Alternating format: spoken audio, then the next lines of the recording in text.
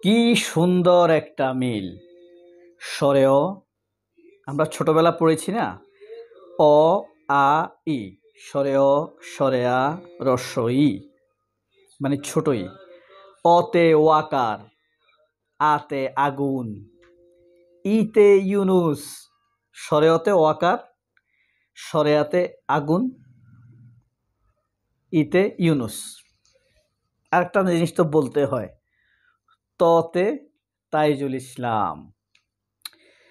সপ্তাহখানেক আগে আন্তর্জাতিক অপরাধ ট্রাইব্যুনাল বা মানবতা বিরোধী অপরাধ আদালতের চিফ প্রসিকিউটর তাইজুল ইসলাম একটি কথা বলেছিলেন যে এই সপ্তাহের মধ্যে অনেক কিছু ঘটবে। আমরা প্রথমে বুঝতে পারিনি। দেখেন কত কিছু ঘটে গেছে। এই রূপনগরে আগুন লেগেছে, বিমানবন্দরে আগুন লেগেছে, ইপিজেডে আগুন লেগেছে।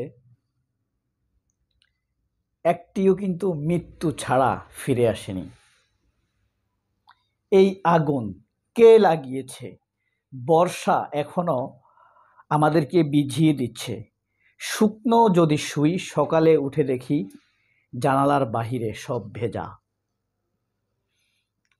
বর্ষা এখনো যায়নি। দুর্গাকে ফেললো মাত্র সেদিন। এরই মধ্যে চৈত্র মাস এখনো আসেনি। তার আগেই আগুনকে স্বাগত জানিয়েছে কারা? আমাদের চোখে অস্থির করে রাখতে চায় কারা?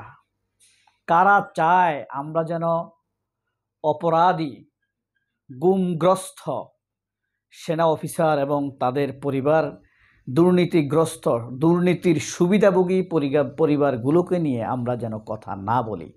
আমরা এখন আগুন নিয়ে কথা বলবো। এই ফাঁকে তারা তাদের কম্প্রোমাইজ করে ফেলবে, হয়তো আসিফ নজরুলকে ভয় দেখিয়ে, নয়তো স্বরাষ্ট্র উপদেষ্টা জেনারেল জাহাঙ্গীরকে ৯/৬ বুঝিয়ে, আর নয়তো তৌহিদ, এটার পুরো নাম কি, খাচ্চর, বাস্টার্ড, হারামখোর, বেয়াদবের বাচ্চা, অসভ্যের জামাই, এটার নাম মনে রাখতে মন চায় না। দেখতে কুত্তার মতো লাগে আমার কাছে। দেখেন না চেহারা শুয়োরের মতো হয়ে আছে, কোনো শ্রদ্ধা লাগে তারে দেখলে? তার বাপও হারাম খাইছে, তার বউ বাচ্চাও হারাম খাইতেছে, তার ছেলে মেয়েগুলো হারাম খাইতেছে। বদমাইশ ভারতের বাচ্চা, দুর্গার বাচ্চা। একে লাইটটাই বাইর করে না কেন উপদেষ্টা পরিষদ থেকে? এরা আমাদের বেতন না, এর লজ্জাও না, এখান থেকে যায় না। আসিফ নজরুল একটা, এর লজ্জা লাগে না, এরা এখান থেকে যায় না। যাই হোক, দেখেন এখন আগুন লাগা শুরু হয়েছে। আর কি কি ঘটতে পারে? আমি তো রীতিমতো ভয় পাচ্ছি যে তাজুল ইসলামকে মেরে ফেলে কিনা। আপনি একটা ধারণা করতে পারেন আর কি কি ঘটনা ঘটবে? আমি একটা ধরন বলি, দেখেন মনে আসে কিনা। এই যে আগুন তো লাগলো, আগুনের পর্ব গেলে কয়েকটি বীভৎস ডাকাতির ঘটনা ঘটবে, বড় বড় কয়েকটি আপনার আততায়ীর হত্যা ঘটবে। এরপরে ঘটবে বীভৎস মৃত্যু। বীভৎস মানে একদম আমাদের শহীদ মুগ্ধকে যেভাবে হত্যা করেছে বীভৎসভাবে, মাথার খুলি টুলি উড়িয়ে দিয়েছে, এরকম বীভৎস মৃত্যু হবে কয়েকটি। যাতে ইউনূস সরকারকে মানুষ আর মনে মনে পছন্দ করলেও ফিজিক্যালি ভয় পাচ্ছে, ভয়ের কারণে আর ভরসা করতে পারছে না। আপনি যত ভালো মানুষে হন না কেন, আপনি ভিকটিম হিসাবে আপনাকে মানুষ কতদিন পছন্দ করবে? হ্যাঁ, মানুষ তো ফাইনালি ভরসা চায়, তাই না? এই যে জামায়াতের কথা ধরেন, জামায়াতকে আপনি মানুষ অনেক পছন্দ করে এখন, ভালোবাসে। কিন্তু যখন দেখবে যে জামায়াত কেবলই ভিকটিম, এই ভালোবাসা শুধুই ভিকটিম হওয়ার কারণে, যখন দেখবে যে তাদের নির্ভরতা নাই, জামায়াত নিজেকেই নিজে প্রোটেকশন দিতে পারছে না, মানুষকে রক্ষা করতে পারছে না, দুই একটা আওয়ামী লীগকে রক্ষা করতে পারতেছে হয়তো, বা এই নাবিল গ্রুপ টুপের মতো, মানুষ ধরে নিবে এগুলোকে টাকার কারণে ধরে নিছে। মানুষ যখন দেখবে যে আমার তো মনে হয় ভরসা নেই, জামায়াতের দুই একজন ওই যে বিবর্ষ মৃত্যু হবে, তখন দেখবে যে এই যে জামায়াতের লোকদেরকে মেরে ফেলছে, জামায়াত নিজেকে রক্ষা করতে পারছে না।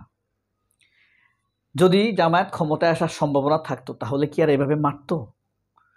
অর্থাৎ জামায়াতকে সেনাবাহিনী ক্ষমতায় আসতে দিব না, এমন একটা ভয় আতঙ্ক ফ্রেম তৈরি করতে চাইতেছে সমাজে।